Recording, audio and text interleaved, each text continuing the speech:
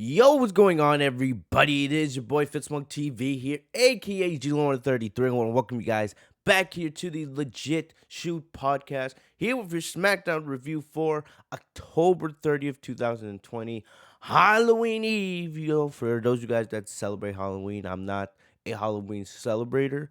The only thing I like about the Halloween season is candy corn. I know there's a lot of people that don't like candy corn.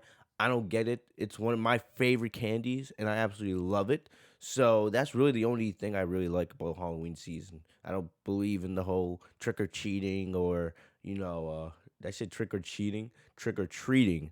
I don't believe in any of that. I don't believe in the dressing up. You know, it's not. It's never really been my thing. Never really been my thing. I'm more of this. I just like the candy.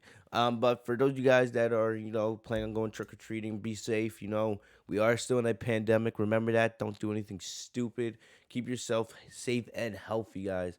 So I just wanted to pass that message around before we get into anything tonight with WWE. But yeah, be safe, guys. Just don't do anything stupid. You guys know the drill on that. But either way, welcome back to the podcast, everybody. Hopefully you guys are doing well. Uh Let me just let some light into the room. That's so much better. Look at that. It's a beautiful day outside. Up here in the New England area, in the Boston area, we got our first snowfall of the season. Yes, we got a little bit of snow on Friday. It wasn't like a blizzard or anything, but we did get some snow. And I wish I could show you guys, but if you guys follow me on Snapchat or social media, you guys could see how much snow we got up here. Had the shovel yesterday, but it looks beautiful now. Especially, I can rest easy because I shoveled the driveway and everything, so I don't have anything to worry about. I see some of my neighbors; they are getting rid of their snow, and they waited a whole day later. And the thing about it is, if you don't say you don't live up here and you don't really know much about snow. After snow drops, that's the best time to shovel it because it's soft. Once the snow finishes, right? Once snow ends, the temperatures drop because of all the snow on the ground, and that also causes the snow to start to freeze up into ice. So it becomes a lot more difficult to to move the snow if you wait too long. So I kind of feel bad for them, but I feel good about myself because I got the shoveling already done, so I don't have to worry about that anymore. But it looks beautiful outside. It's just cold now, and the thing about it is, it's Halloween and we already have snow on the ground, so that might mean it's gonna be a long winter up here. But still, we're used to it up here in the New England area. Uh, but yeah, just wanted to talk about that a little bit. Uh, yeah, if you guys haven't already checked out the Monday Night Raw and Hell in a Cell reviews, those are live on the channel. The Sasha versus BAYLEY live reaction that is also live on the channel. Go check out those videos, man. It was a crazy weekend, and I know we have a lot of new subscribers and a lot of new people that are now listening to the podcast. So I'm thankful for all your support, no matter if you're old or new. Thank you guys for everything. All right, thank you guys for everything. If you guys notice, my voice is a little bit deeper than it usually is. I am feeling a little bit under the weather, but that's not gonna stop me. But if you guys don't see me yelling or screaming, there's not really much for me to get mad about on SmackDown these days. SmackDown's actually doing a pretty decent job with its direction. Even though last night's show wasn't that good, still, I'm not gonna be as hard on SmackDown because they've been a lot more consistent with their programming. Monday Night Raw is the same garbage every single week. That's the reason why you guys see me so mad, because you see what they're doing with SmackDown, and it's just disappointing. It's that simple. It's disappointing at the end of the day. All right, what they're doing with the main roster. SmackDown's doing pretty decent. Raw is trash. NXT hasn't been the same, even though NXT put on a fantastic Halloween Havoc on Wednesday. And hopefully that they beat AEW in the ratings, and hopefully that will allow NXT to finally get back to what they're good for. But we'll see. But SmackDown last night wasn't a terrible show. It wasn't. It wasn't. It just wasn't as good as it's been the last couple weeks. But with the Road to Survivor Series, I've said this already. I'm not that excited for Survivor Series. I'm just not. They are billing it as the best of the best this year, and there's no NXT involvement. And the main reason why there's no involvement from NXT with Survivor Series this year is Vince wants to keep NXT and the main roster separate. And that's mainly because, NXT, they're inside the performance center and there has been some COVID-19 outbreaks. So they don't really want, any of that coming to the main roster. the last couple months. If you guys remember at the beginning of the pandemic, WWE was highly criticized for its handling of the testing and pandemic and all that. And WWE, I gotta give them credit. They've done a lot better. They've done a lot better of a job taking care of their superstars. Keeping people from getting inside the Thunderdome, their testing protocols, all that. They've done a lot better. And I know WWE is going to be moving out of the Amway Center in December, because the Amway Center with the NBA coming back at the end of December, plus hockey starting up. I know it's a crazy year with all these sports schedules. WWE needs to find a new home, right, for the Thunderdome, and they're looking at some other locations. So it's going to be interesting because now, a lot of WWE superstars, they already live in Florida, so it's not that difficult for them to get to the Amway Center. But now WWE's going to have to make some kind of regional bubble so they can fly superstars in and out for TV production. So it's going to be interesting to see how that handles. So I understand why they're keeping NXT separate from the main roster. Even though I would love to see NXT involved in the Survivor Series build, especially us getting the chance to see like Sasha versus Io versus Asuka. Imagine us getting that match in Survivor Series.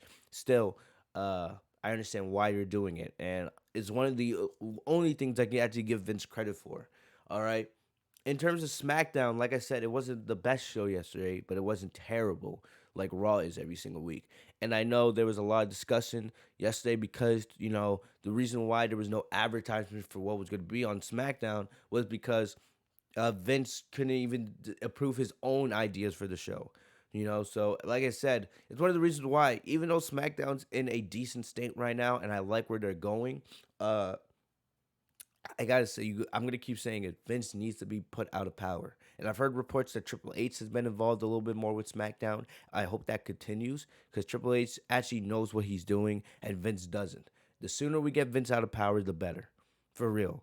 Like I'm just being honest, man. The guy's not fit for the job. He's not fit. He's too out of touch, and we're lucky that SmackDown's actually giving us decent programming. To see what him and Kevin Dunn are doing on Monday Night Raw, man. Ooh.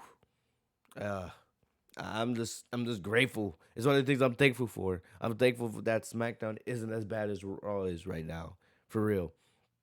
But SmackDown wasn't a terrible show. This was following the Hell in a Cell aftermath, right? The consequences. What consequences would Jay face Roman Reigns for saying I quit on Friday? And I gotta say, what they're doing right now with Roman Reigns' heel turn is absolutely fantastic, right? They are setting up Roman Reigns' new faction, and I love it. I love it, and going to the future, I can already see potentially where this could be going, and I love it. I love it. All right. We do have a Sasha Banks and Bailey rematch set for next week. So I do think they kind of are rushing the Sasha and Bailey rematch, but I also have reasons for why they are rushing this rematch, and it kind of makes sense. So, and yes, I would not be lying. I would be lying if I said I wasn't nervous. As a Sasha Banks fan, I'm always nervous. Anytime she has a title match, I'm nervous, right? Because the way she's been booked, we always have to sit on our hands and knees and just pray that WWE's not going to do her dirty with her booking. I'm confident that Sasha will retain next week, but I also got to prepare myself just in case WWE is to do something stupid. But for right now, I'm about like 80, I would say I'm 85 to 15% sure that Sasha is retaining the title next week against Bailey. All right, but either way, I'm looking at IW. I'm looking at IW Nerd to see if there's any news before we get into SmackDown tonight. I know you guys love these Saturday reviews now, so as long as you guys keep supporting them, that's what we'll keep doing. But either way, let's get into SmackDown. So SmackDown tonight opened up with the Tribal Chief Roman Reigns, all right? And we know the big things on SmackDown as of late have been Roman Reigns and his rivalry with Jey Uso and Sasha Banks and Bayley. So basically, Roman Reigns came out to start the show. All right, and they headed to the ring. Jay was already in the ring, so I kind of like this. Like they didn't even give Jay an entrance. And I know some people are like, "Oh, why are they giving Jay the jobber entrance?" No, this is kind of like oh, you're coming to court, and here comes the tribal chief, right? Here, what the judge? Here comes Judge Roman, right, ready to hand down the sentence. So it's like Jay's the prisoner, and he's awaiting his punishment. So I kind of like that here. And one thing on Jay Uso, man, I hate that WWE is breaking up so many tag teams. You guys have heard me say this for years. One of the weakest parts of WWE is their tag team division. All right, and you know, I hate it because you need tag teams more than ever. And it's one of the reasons why I get so mad that WWE didn't merge the tag team divisions with the WWE draft, but instead they decided to play patty cake. Let's trade titles.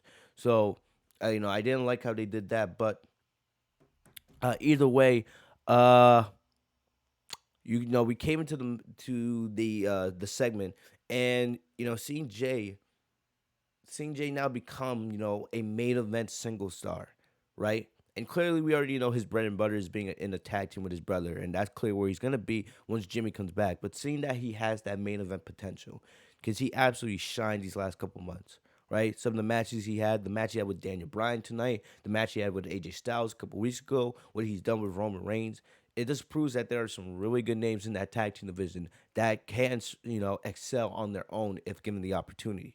We've seen it with Kofi Kingston last year when he was WWE champion. We're seeing it right now with Big E on his own, right? Seeing it with Jey Uso throughout this feud with Roman. I absolutely love it. I love it, and I'm happy that Jay got this opportunity, right? And I feel like this has made him an even bigger star for his performance these last couple months with Roman. Definitely. So Roman came down to the ring, right? They showed a video package of what happened at Hell in a Cell. Uso grabbed the mic from Heyman. I kind of like that. I like the relationship between Paul and Roman because when Paul is with Brock Lesnar, he's legit the advocate. It's his job to do the talking. Here with Heyman's, the special counsel to the tribal chief. So he's not the advocate. He's more just like the side guy. He doesn't necessarily do the talking. He more just obeys Roman's orders. So I kind of like that. I like that a lot. Heyman does a really good job playing this role. So Uso grabbed the mic from Heyman and told Reigns he didn't beat him because that Reigns had to resort to attacking Jimmy. I love the emotion in this segment, man. Jay kept saying, "Oh, that title got you messed up. Look at you. You're not even the same guy." And then Jay was like, "I hate you. I hate you." Right? And you could feel it, right? You could feel it. Whenever you had like that interaction with like your older sibling. I'm the older sibling. I have a younger sister, right? But anytime like you're mean or you have to come down harsh on your younger sibling, and then your younger sibling like, I hate you, man. I was the older one. I kind of love that relatability here with Jey Uso. So uh you know and the thing is, Jay, he kept transitioning from looking at Roman to looking at the title to looking at his chest. So I just love that whole diagram. So Roman said he can make whatever excuses he wants, but he still said, I quit. All right. And Uso said he can't respect Rage for what he did, and asked how he could do this to his own family. Reigns said he did what was necessary to prove a point. I absolutely love this because Reigns actually admitted that he knew what he was doing when he put Jimmy Uso in the submission. He said he knew what he was doing. So he basically he did that on purpose, right? He knew that Jay was too stubborn and too prideful to quit on his own. So he knew by attacking his brother Jimmy, who was already injured at the time, by putting him in the submission move, that would be the only thing that would cause Jay to quit. To see his brother not get hurt. I absolutely love that. Amazing storytelling. And it makes Roman look evil, right? And I knew the whole time I was like, damn, they're really making Roman look like a sinful, evil prick. And the thing is, I love it. It's made me think like, why didn't they turn Roman heel years ago? This is awesome. The only thing I'm gonna keep saying it, the only thing we need now is Roman coming down with suits and shades like Triple H was back in the day. That's the only thing I really need now. I'm loving what they're doing with this heel Roman character. Loving it. This evil man, vindictive guy doing whatever he has to do to get what needs to be done, retain the Universal Champion. So Roman kept saying, everybody in our family has acknowledged me. Everyone in my family has given me the blessing. Your uncle, my father, came out on the stage at Hell in a Cell to acknowledge me as the tribal chief. You're the only one that hasn't done it. So do it or be kicked out of the family, right? So Uso said he hates Reigns once again and he began crying. Roman says, I know you may hate me right now, and I understand. I would be saying the same exact thing if I was in your position. But he said that he loves his cousin and always has. But if he doesn't fall in line by the end of the night, he is out of the family. And the tone that Roman had in his voice when he was saying this, bro, I was like, damn, damn. This is awesome. This is honestly one of the best modern day WWE stories that WWE has ever told, and I'm serious. It does make it saddens me because we don't have a crowd. We don't have a crowd. We have the Thunderdome, but we don't have a live audience, man. Imagine being in the arena and seeing Roman just get absolutely booed out the arena for his actions. Man, bro. That's one thing I'm hopeful for. Hopeful that eventually next year WWE will be able to get back to some kind of normal schedule. I don't care about live events or anything, but just having live crowds again. I cannot wait for those days to return, bro. Cannot wait. But this was a fantastic segment to open the show. Fantastic. And we would see the continue of this later on, which we'll talk about later in the podcast. So for the first match of the night, we had Kevin Owens versus Dolph Ziggler. This was a men's Survivor Series qualifier match, right? And this was a really good one. We've seen KO versus Dolph Ziggler in the past, mainly when Ziggler used to be a babyface and Owens was the heel. But these are two of the best in the company, so you knew this was going to be a good match. Robert Roode accompanied Dolph Ziggler to the ring, uh, and early in the match, Rude and Ziggler, they were working together so Rude could get some extra damage on KO on the outside. He hit a neck breaker for a quick 2 count before raking the eyes of Owens.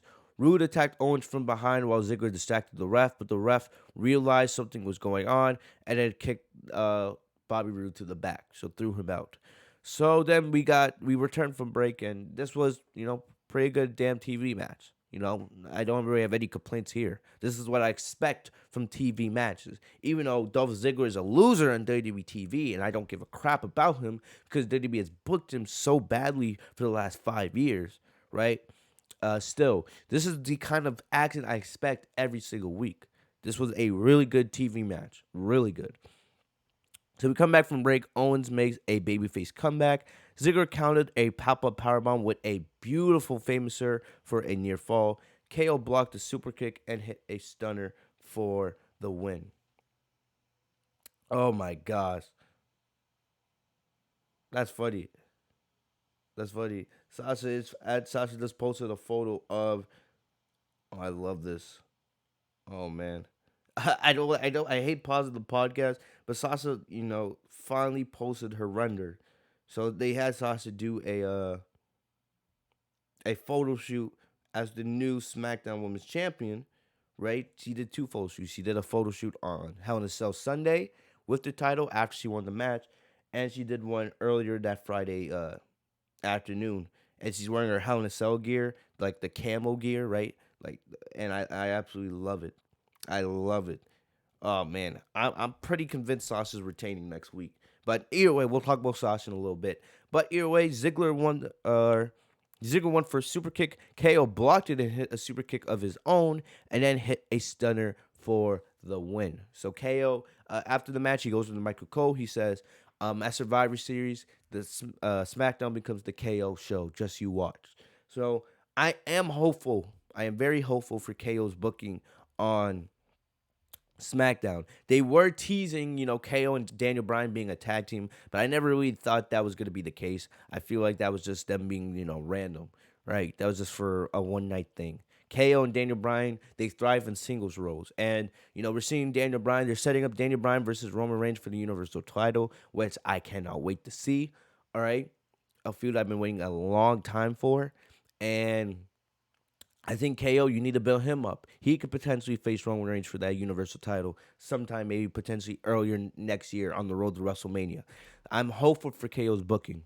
I want to see him in the Universal title scene. I also want to see him versus Sami Zayn for the IC title. So we'll see how this goes. I expect KO to have a big role in the Survivor Series match, and it should be good. I did notice KO is now wrestling in, I guess, jeans now. KO had a very humorous response when a fan asked him on Twitter, why is he wrestling in pants now? He said, all right, one of the greatest of all time used to wrestle in jean shorts, aka John Cena. So KO goes like, for many years I've wrestled in uh basketball shorts, right? I like that outfit. I like KO's ring attire. Now he's wrestling in jeans, and then eventually he's gonna, mix jeans and shorts, and then wrestle in jean cut shorts, right? To become one of the greatest of all time. So I love KO's humor there. It works with his character. I don't really mind it. He's one of the only guys that can actually pull out, wrestling in jeans, right? Him, Orange Cassidy from AEW, like it fits with their characters. So I don't mind him wrestling in jeans if that's what he prefers. So good match. KO qualifies for the men's Survivor Series team. All right. So Adam Pearce got approached backstage from Bianca Belair, Natalya, and Billie Kay, and they all wanted to be captain of the women's Survivor Series team for SmackDown. Right? They all gave reasons for why they should have got the spot.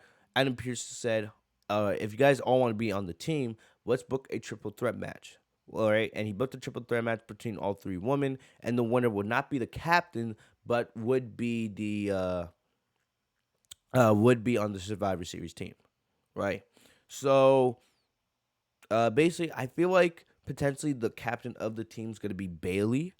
But thing is, I also have a feeling because I don't see Bayley winning next week.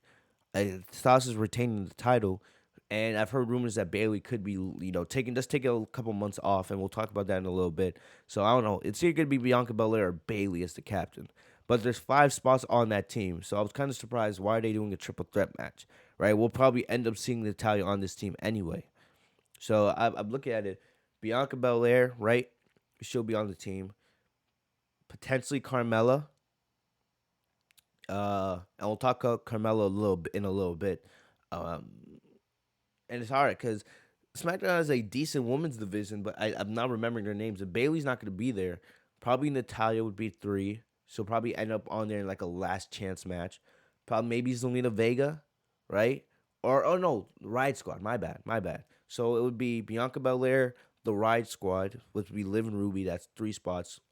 Probably Natalya gets 1, and maybe Zelina Vega gets the last. Zelina Vega or Carmella.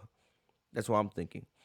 Either way, we got this triple threat match, and it wasn't bad, right? But it wasn't, necessarily great or anything. The reason why, like the match wasn't bad. Like Billie Kay, I've always said this. She's not a good wrestler. She's really not. She wasn't terrible in this match, but I've never seen why so many people love her in-ring style, right? Because she's not a good wrestler. Her character is just that annoying heel that you want to see get punched in the face. So I don't really understand what people love about Billie Kay so much. But still, Natalya, you guys know I've never been a fan of Natalya. And I do love Bianca Belair. And I do think we are going to get Bianca versus Sasha at WrestleMania. But either way,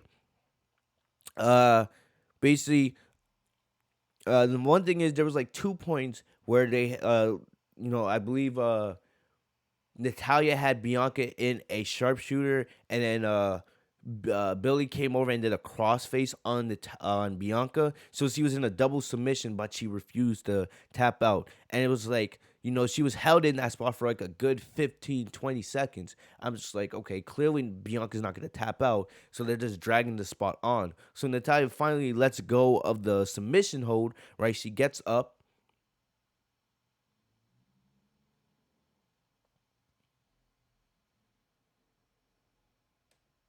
So like she gets up. She gets up. Then Bianca gets thrown out of the ring, right? Then Natalya proceeds to put Billie Kay in the sharpshooter, and then Billie Kay refuses to tap out for like 30 seconds. I'm just like the timing of these spots here is not good, and it took away from the match. The match wasn't terrible, and I'm kind of surprised I'm saying this, but it's mostly because of Bianca Belair. But still, it wasn't terrible. But either way, Bianca then got up, threw Natalya out of the ring, put Billie Kay in the KOD. I've said this before. I know I've said this before on the podcast. I have no idea why Billie Kay can't sell the KOD. It's one of those feuds that would look beautiful if Sasha Banks sold it or Bayley sold it, right? Even Zelina sells the KOD correctly. You're supposed to fall like you're supposed to fall flat. She always tries to fall on her side to like I guess like try to take off some of the damage. But still, man, Billy Kay can't sell the KOD for her life. This is like the 20th time she's failed at it. But still, Bianca got the win and the pin, so she's on the Women's Survivor Series team. No surprise there. And I expect, you guys remember last year, Bianca had an amazing showing when she was on NXT in the Women's Survivor Series match. I expect her to have another brilliant showing in that match this year as well. She might even be the last woman standing. I would give her the last woman standing in this match. But either way, it's going to be interesting to see what happens, who else will be on the team. Like I said, I expect the Riot Squad, both members of the Riot Squad, to be on that team, Ruby and Liv. And, potentially Bayley. I don't know. If Bayley's on there, she'll clearly be the captain. But I don't know. I don't know if she's going to be around for the Survivor Series this year. So if she's not, right, I think we'll see probably Carmella, right? And then maybe the last ball will be given the ear like Zelina Vega, or maybe Natalia will win the last woman's chance match to be on the team, something like that. So it'll be interesting. We'll have to wait and see how it all goes. But Bianca is on the Survivor Series team, so that's good, I guess, right?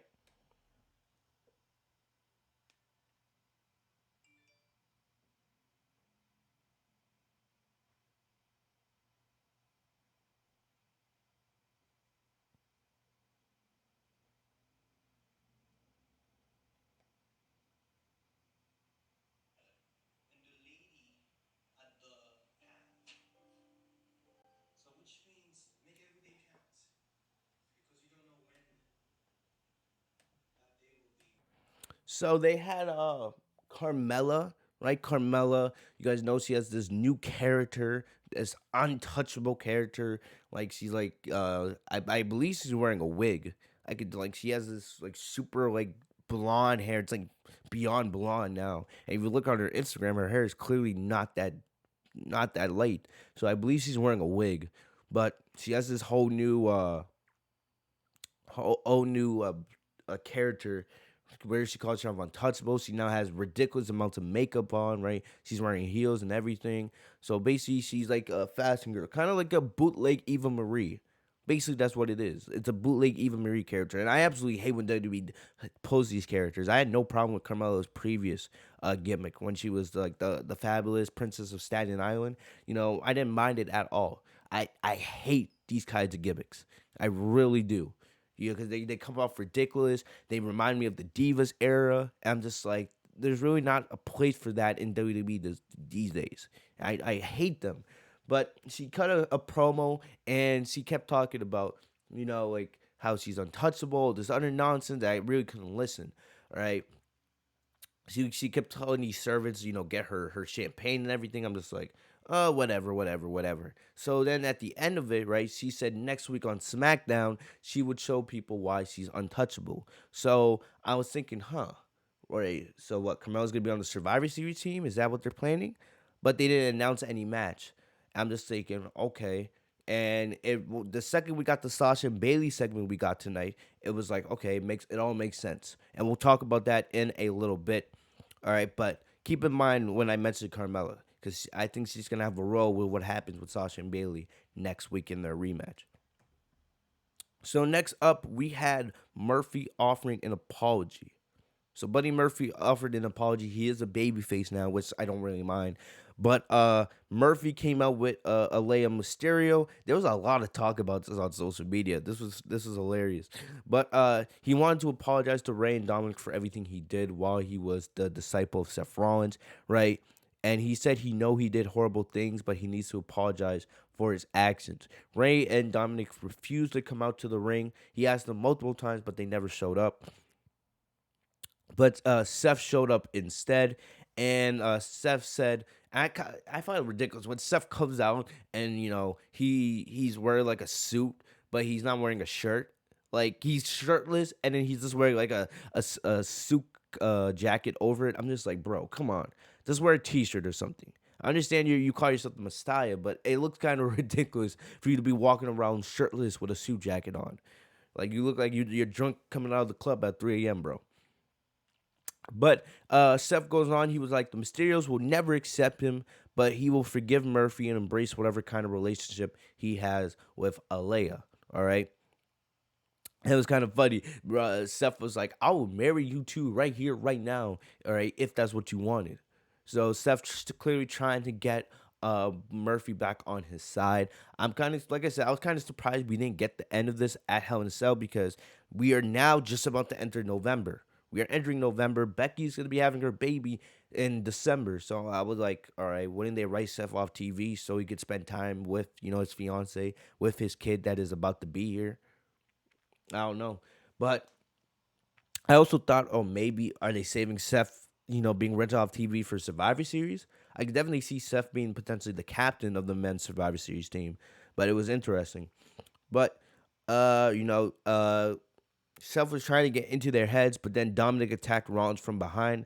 Murphy pulled Dom away, and he started being on Rollins himself. And then this is the babyface stupidity. Because here you have Murphy and Dominic. They're supposed to be on the same side, right? They both want to make Rollins pay for everything he did, but instead they start fighting between each other. Murphy.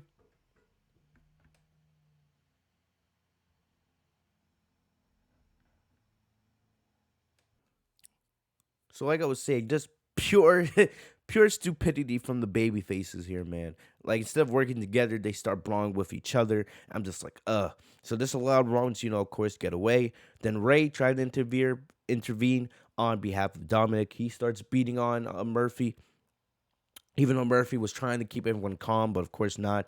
He tried hitting the 619 on Murphy, but Alea stopped him. And then she was like, no, no more. Enough of this. And then Ray and Dominic were like, what are you doing? Like, stop with this. We're leaving. And Alea refused to leave. And then she was like, I love him. And I'm just like, wait, what? I was like, what? Like, I understand they're building this romantic relationship between the two, but I'm like, you love him? I was like, wait a minute, didn't they just start the storyline like a little bit over a month ago and they're already at the I love you stage? I'm just like, oh man. And WWE's never really been the best when it comes to, romantic relationships. So Dom and Ray left the ring, right? Uh, they left the ring while she helped Murphy to his feet. And then all of a sudden, Alea starts making out. Well, it wasn't even a make out. She just kissed Murphy, right? And it wasn't the best looking kiss, I'm not gonna lie, right? One, it looks weird just because we're in a pandemic anyway, even though I don't mind it at all. I know there's some people that are like, ew, just the sight of seeing people kiss while we're in a pandemic when we're supposed to be like socially distanced is just funny. People are like, oh, we're in a pandemic, man. You can't have them locking lips like that. I'm just like, really? You guys really complaining over something small like that? Come on. But the kiss didn't even look that good. I'm not gonna lie, Alea, she's an attractive woman. Not gonna lie. I know some people are like, they had Murphy leave. They had Murphy leave. Uh, what's her name? Alexa for Alea. Even though I know Alexa and Murphy, they broke up years ago. That was a good 2 years ago when they broke up. I know Alexa is very happy with her rock star boyfriend, but I don't know if there's a connection between Alea and Murphy in outside of TV. But still, they look like a good couple together, right? The kiss didn't look that good. It looked more like Alea was blowing in the Murphy's mouth, but it's whatever, right? It's just a TV segment. We'll see where this goes. But I keep trying to see how they're gonna take Seth off TV. Because that's clearly where this is leading to, right? Murphy's a babyface now, so is Ray, so is Dominic. So clearly they're gonna eventually have to band together to take Seth off TV and end this for good. But we'll just have to wait and see, man. I know that Ray is very, very close to being back in action, so maybe he'll be the one to end that Survivor Series. It's gonna be interesting. We could see all three of these men on the same Survivor Series team, right? But it'll be interesting. It'll be interesting. I expect Seth to be probably the captain of the SmackDown team, and probably either Ray, maybe Ray and Dominic, maybe Ray, Dominic, and Murphy, maybe all four individuals are on the SmackDown team. Who knows? But we'll just have to wait and see how this goes. I do want to see a conclusion to this, right? I would kind of like to see maybe potentially Ray and Dominic in the tag team division, especially since you need teams and they make sense as a team right now. So that's kind of what I would want to see with that duo right now. All right. Moving on, we had the Street Profits versus Cesaro and Shinsuke Nakamura. We've seen this match already, right? It wasn't a bad match at all, right? And I'm gonna say this: the Street Profits this year, they have developed into putting on great matches, right? They're turning into one of the most consistent tag teams in the tag team division, and that's one of the reasons because WWE keeps breaking up tag teams. Plus, we have injuries, tag teams get released, all this, right? But I gotta give credit to the Street Profits. No matter who they're facing, no matter if it's Rude and Ziggler or it's Andrade and Garza or if it's Cesaro and Nakamura, most of their matches are always good. It's rare to see the Street Profits put on a bad match. They usually always live up to the hype and they bring the smoke. So the Street Profits, they gave a quick promo at the New Day because you guys remember on Monday the New Day did announce their match against the Street Profits, and I believe that match and Sasha versus Asuka, those are the two matches that are going to steal the show at Survivor Series. I think the New Day versus the Street Profits, low key, could be the best tag team match of the year if given the time.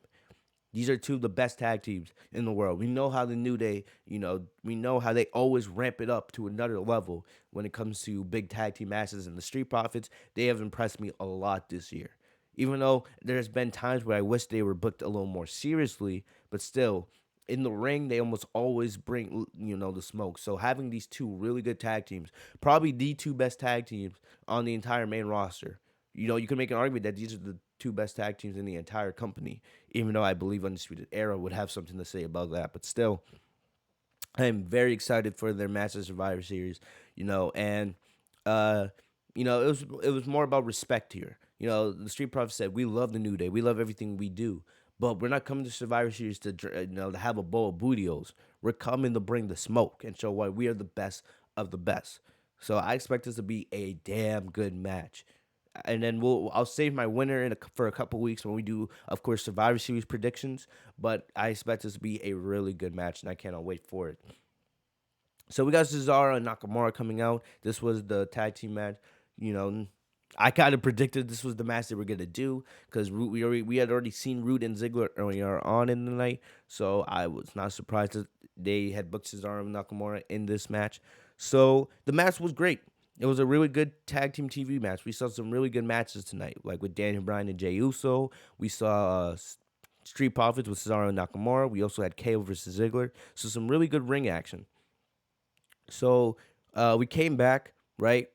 There was a point where, or before we went to commercial, Cesaro propelled the hell out of Ford. He propelled Ford over the barricade like it was nothing. We all know Cesaro is strong, but still, man, sometimes he does amazes you with the feats he does. He threw Ford, who's a big man, really big man, over the barricade next to the screens, and Ford was gone for most of the rest of the match.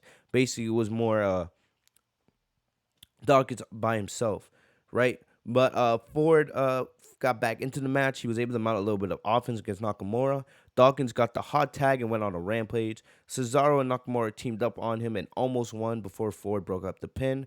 With a little help from Dawkins did the cash out on Nakamura, and then Ford did a massive frog splash because Nakamura was almost halfway across the ring, and all you see is Ford flying, doing his frog splash. And now Michael Cole is doing the from the heavens line that Tom Phillips made famous. The only good thing Tom Phillips ever brought to commentary was the from the heavens line. But Michael Cole is saying it now. I loved it. From the heavens, right? Ford gets so much air. Like, he jumped so high on this frog splash that he almost leaped right out of the screen. Like, I need to do whenever.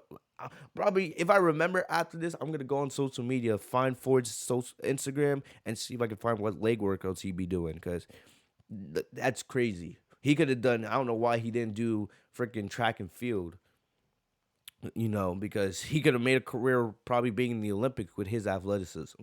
But the Street Profits get the win here. Very good match with these two teams, and we'll see what happens at Survivor Series between the New Day and the Street Profits. I do believe in a couple weeks we'll have the typical invasion angle that they do every year, where Raw, invades SmackDown, SmackDown invades Raw. It's probably gonna happen. I would predict 2 weeks from now.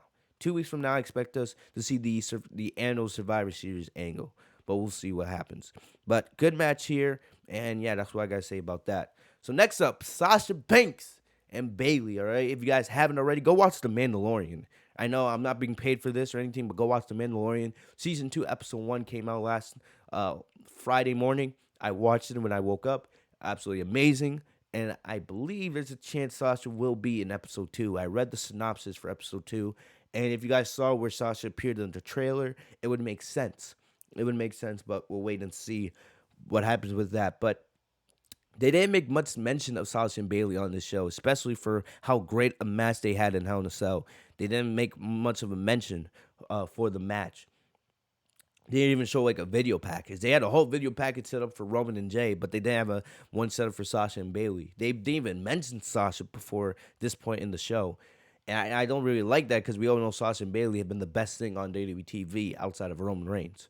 But either way, Sasha came out like, and I absolutely loved how she looked. She had the chair in one hand and the SmackDown Women's Championship in the other. Loved it. And it was actually the chair that Bailey had been walking around with. So I love that storytelling here. Like how Bailey started it with this chair and now how Sasha's ending this rivalry with this chair.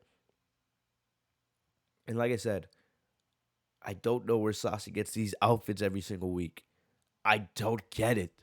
She's such a boss, man. Every single week, and it seems like now that she's champion, these outfits just go on another level. She's one of the only people in the company that doesn't really wear normal ring.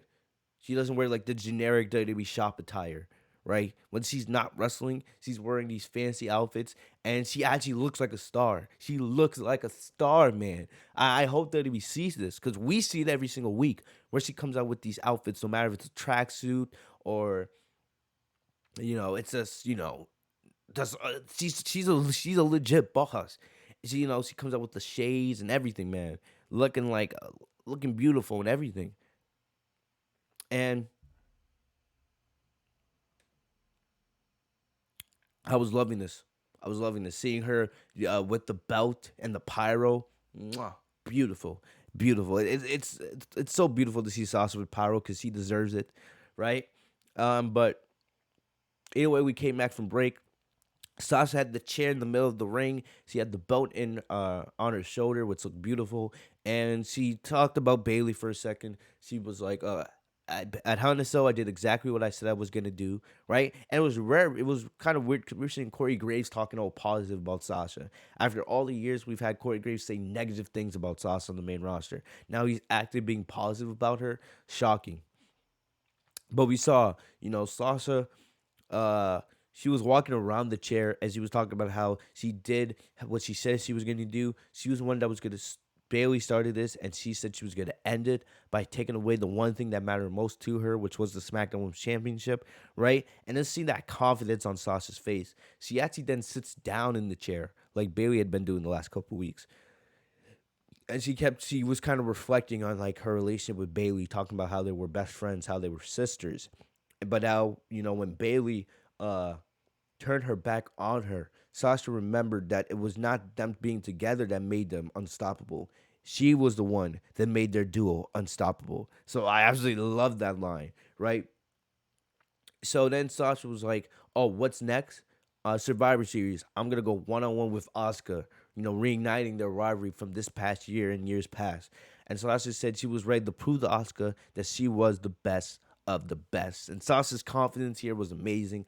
But before she could go on, Bailey came out, and I knew from that second on, I was like, no, no, because I am posting a video in the next couple weeks, or probably I not next couple weeks, probably next couple days, potentially Sunday, depending on when you guys are watching this. I'm gonna be posting a video talking about how I would book Sasha Banks as SmackDown Women's Champion and how I would do her reign, her matches, all that, right?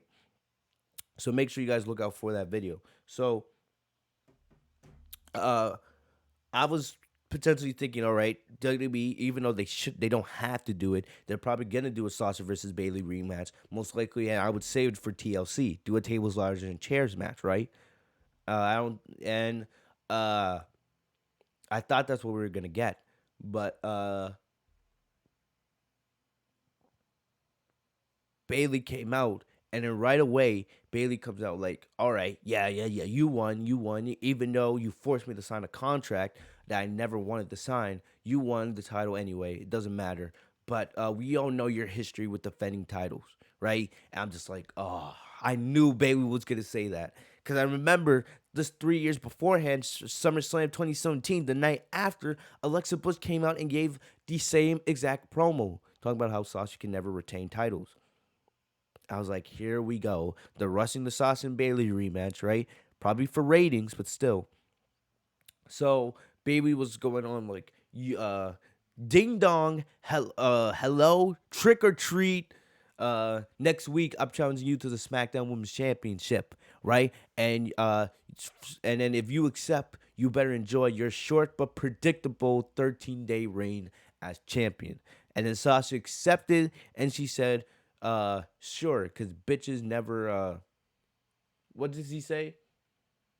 Backstabbing, oh yeah, backstabbing bitches never win. So Sasha with another fire ass one liner.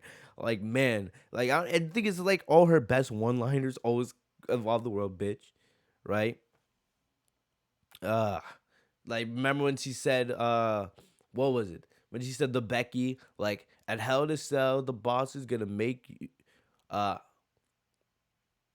at Hell to Sell, you're gonna become the boss's bitch. When she said that to Becky, then a couple weeks ago, she was like, oh my god, why am I forgetting these one-liners all of a sudden? I had them in my mind earlier.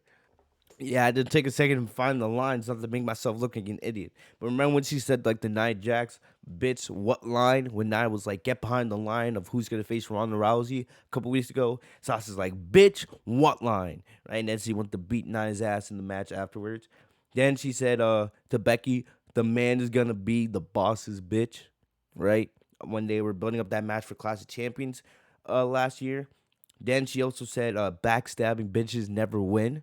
Said that to Bailey last week. And then we all know the best one, right? My name is Sasha Banks and my name is greater than your title. I know it doesn't have anything to do with bitch, but still. These last couple weeks, Sasha's just giving these fire ass one liners.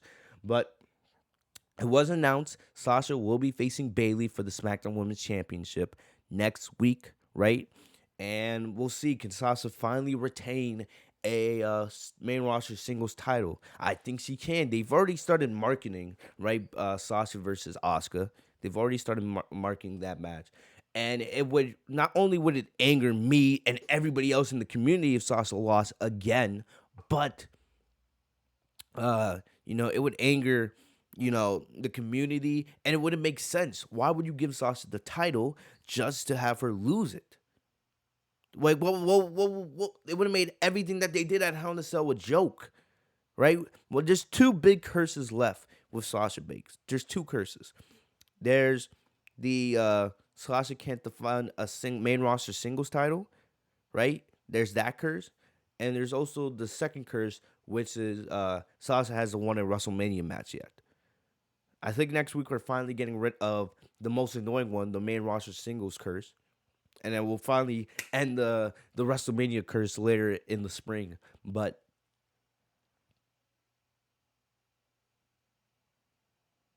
I think we all want to see Sasha retain next week, man.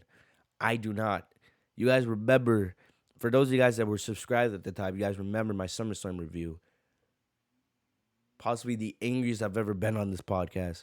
I gave like a 30-minute rant when Sasha lost to Asuka because I was so angry and it didn't make sense for so many reasons to give Sasha the title to have her lose it at SummerSlam. Right now, here we are. We've been waiting all this time for Sasha to finally become SmackDown Women's Champion, and then just for her to lose that title right back to Bailey. What was the point of giving Sasha the title at the first place? There was no crowd there, right? It wasn't like it was a big moment for sure, but we all wanted that moment to be in front of a live crowd. So you're telling me this is what we're gonna do? We're just gonna have Sasha win the title just to, give her a nice little field goal victory over Bailey and then have her lose the title again 13 days later? I don't think we're doing that, right? And I don't even think Bailey will want that for Sasha. Bailey being Sasha's best friend in real life, off TV. I feel like Bailey wanted to drop the title to Sasha and pass the torch, knowing that Sasha's going to carry that SmackDown Women's Championship into the next year, right? And elevate that title even more than Bailey did. I don't think Bailey wants to play patty cake with the SmackDown Women's title. No, because then it downgrades her reign, it downgrades Sasha, and no one wants to see that. They just told an amazing story going into the Hell in a Cell. And what, you're gonna ruin the impact and the long after effect of that title victory by having Sasha drop the title back to Bailey? Plus, I already talked about this earlier. They just did like a second photo shoot with Sasha, right? She did a photo shoot with the title the night of Hell in a Cell after she won, and they had her come in ring attire to do another photo shoot earlier Friday afternoon before SmackDown.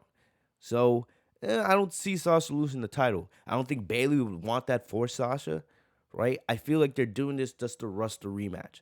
They're trying to get ratings. They know Sasha and Bailey's going to be a guaranteed banger of a match, right? Give them 20 to 30 minutes, and who knows? That would probably be the best TV women's match of the year. So I'm excited to see the match next week because we haven't seen the singles match yet. Because remember, yes, we've seen the Hell in a Cell match, but that's a Hell in a Cell match. There's weapons involved.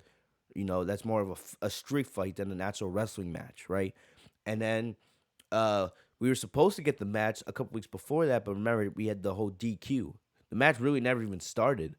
So this is actually the first one-on-one actual singles wrestling match that we're going to see between these two. And it'll probably be the end of the rivalry for now. But if they give them, 20, 30 minutes of TV time, like remember what they did with Daniel Bryan and uh AJ Styles for the IC title a couple months back, do that with Sasha and Bailey. And automatically, SmackDown will be a great show, no matter what else happens on the rest of that show. Give Sasha and Bailey the time you gave Daniel Bryan and Sami Zayn, or not Sami Zayn, Daniel Bryan and AJ Styles a couple months back when they had the IC title finals on SmackDown. Give Sasha and Bailey that amount of time, and we'll probably be debating Sasha and Bailey their singles match as one of the best matches of the year, right up there with their Hell in a Cell match. Real. Don't give them like some small 10 to 15 minutes. Give them 20 to 30 minutes of TV time. If you want, you can make the whole first hour or the whole second hour, no matter if they play. I don't know if they're gonna play in the main event or what. It's I think it's either gonna open the show or main event the show. No matter what they decide, have whatever hour, no matter if it's in the first hour or the second hour of SmackDown, have that whole hour centered around Sasha and Bailey, right? Let them tell a story in that one-on-one singles match. Because we all knew they were going to bring up how Sasha's never defended a main roster singles title. And I don't think WWE wants to deal with the backlash if Sasha loses another singles title before even successfully defending it. If Sasha successfully defends against Bailey, we can all breathe easy. That will tell me that Sasha finally has a vote of confidence from WWE. We already know they trust her when it comes to big matches, but now it's time for her to get that confidence that, all right, you are going to be our champion going forward. They don't have Becky there. They don't have Rana. Charlotte's still out, right? This is Sasha's time. Plus, Bailey, if you guys watch Bailey's Chronicle, she has some things happening in her personal life, right? I know that she just had a death in the family in the last couple weeks. And, all respect to Bailey. I'm sorry for whatever loss she's going through right now, right? But the fact that she's working through all these personal things that are going on for her, man, it shows that she's a great person and she cares about the company, right? She could have easily said, "Oh, let's save the Sasha rematch for another time, right? Let's save the rematch for WrestleMania, or let's save the rematch for TLC or whatever." But nah, she's ready to go next week. And I don't see Bailey winning, right? I think we're going to see Sasha make Bailey tap out again and put a definitive end on this feud, put the exclamation point on this chapter, and I cannot wait to see it.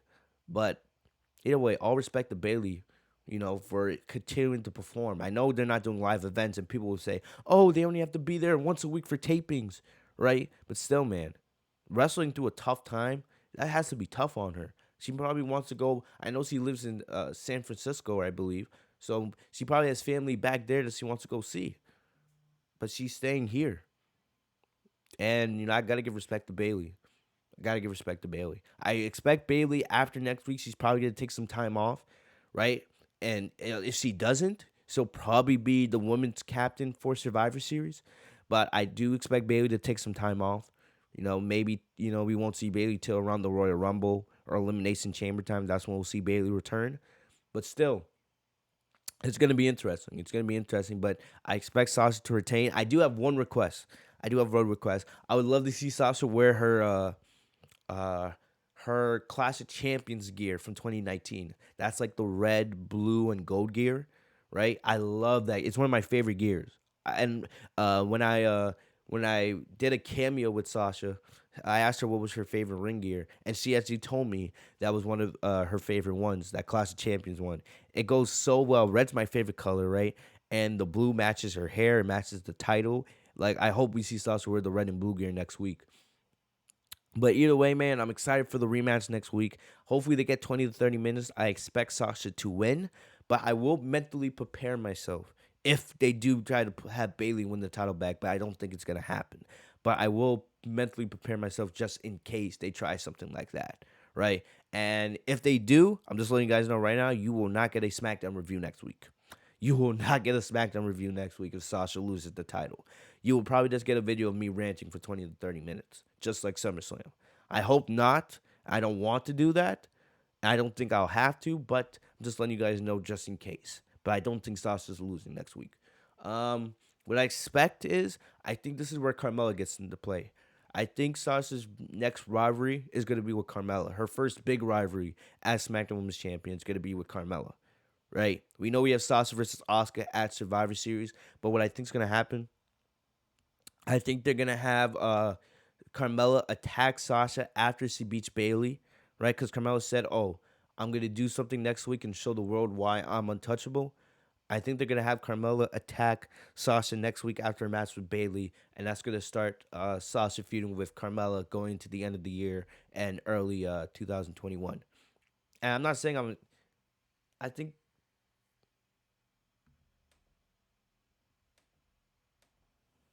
right? And the thing is, Carmella went on social media and she was actually taking some shots at Sasha. She said Sasha can't beat Asuka. She can't beat me. That's why Sasha did an interview after Hell in a Cell talking about how she's excited to face all these women in the SmackDown Women's division, but she didn't mention Carmella. So Carmella took some shots at Sasha for that. And I was like, Carmella, you're not on Sasha's level. Stop it. But either way, Sasha can put on a good feud and good match with anybody. So I'm just like, hey, a Carmella versus Sasha feud, right? That's something I can get behind. There's a little bit of a story there. There's a little bit of tension there already. So I would kind of like to see that. And it's also like a fresh matchup. I think we haven't seen Sasha versus Carmella since NXT, I believe. So that's definitely a fresh matchup. Even though I'm not a fan of Carmella's character, I still think they can, Carmella's not a bad in-ring performer, and you guys know Sasha's the best in the world. So I think I think Sasha's gonna retain against Bailey next week, and then Carmella's gonna attack Sasha, and that's gonna be the start of their rivalry. That's what I think personally. All right. If Bailey wins, and I feel like that's unlikely, you guys will get a hit rant from me. But I'm pretty confident this time around that's not what's gonna happen. Lastly, we had the main event: Daniel Bryan versus Jay Uso, right? So the big thing here was, would Jay Uso finally join his brother and acknowledge him as the tribal chief, right, and stand by him. So basically, we saw a very aggressive Jay Uso in this match. He went after Daniel Bryan pretty hard, and Bryan went back at him the same way. Then before commercial, Roman and Paul Heyman came out, and then it was when we came back from commercial. That's when things got crazy. I enjoyed this. So basically, the aggressiveness continued. Jay hit Daniel Bryan with a super kick, went for a superfly splash. Bryan blocked it and put him in the bell lock. Uso was able to fight out of it, and then he was able to land the superfly splash finally for the second time, and then he was able to get the victory, right? So that puts Jay on the Survivor Series team. So after the match, we see Heyman and Reigns come into the ring, and Reigns is staring down Jay, and then it's like something just clicked right there. We saw that aggressiveness from Jay continue, and Jay was like, "Yeah, I understand now, cuz I understand now. I'm with you. I'm with you. So then he comes firing at Daniel Bryan, just firing at him, right? Continue to pummel him, hit him with another superfly kick. Then he hit him with another splash, a second one. And then he kept saying, I understand, I'm with you. The only thing I felt like they could have done better is I felt like they could have had Jay act conflicted a little bit longer.